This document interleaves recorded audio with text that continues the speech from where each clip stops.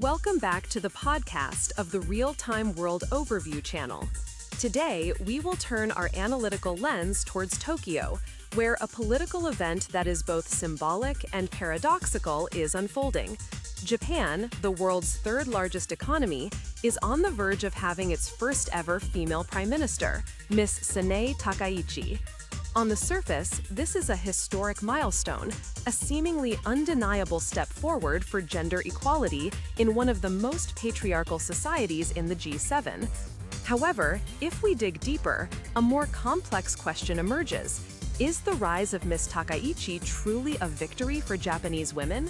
Or is it merely proof of a bitter reality that the only path for a woman to reach the pinnacle of power is to become the most loyal defender of the very patriarchal and nationalist values that have held them back? In today's in-depth analysis, we will not only clarify this paradox, but also provide a detailed assessment of the profound geopolitical impacts a Takaichi government could create across the entire region, from Washington, Beijing, and Seoul to its strategic relationship with Vietnam. Part 1. The Feminist Paradox and the Path to Power. Essentially, the event is that Miss Sanae Takaichi, a 64-year-old veteran politician, has won the leadership race for the ruling Liberal Democratic Party, LDP, a position that virtually guarantees her the prime minister seat. But Miss Takaichi is not a moderate politician.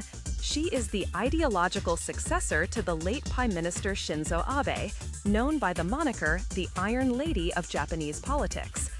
What she represents is not just a change in gender, but the consolidation of a conservative ideology. She openly opposes allowing married couples to keep separate surnames and defends the male-only imperial succession law. To understand this rise, we must place it in its proper context. The LDP is experiencing a crisis of faith.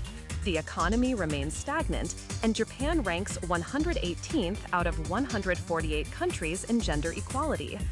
The space of power here is the LDP's patriarchal factional structure, Habatsu. Miss Takaichi did not rise by challenging the system. She rose by mastering it, winning the support of the most powerful Abe faction by demonstrating absolute loyalty.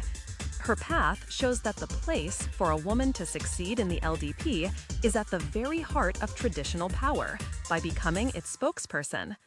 This leads to the core of the issue.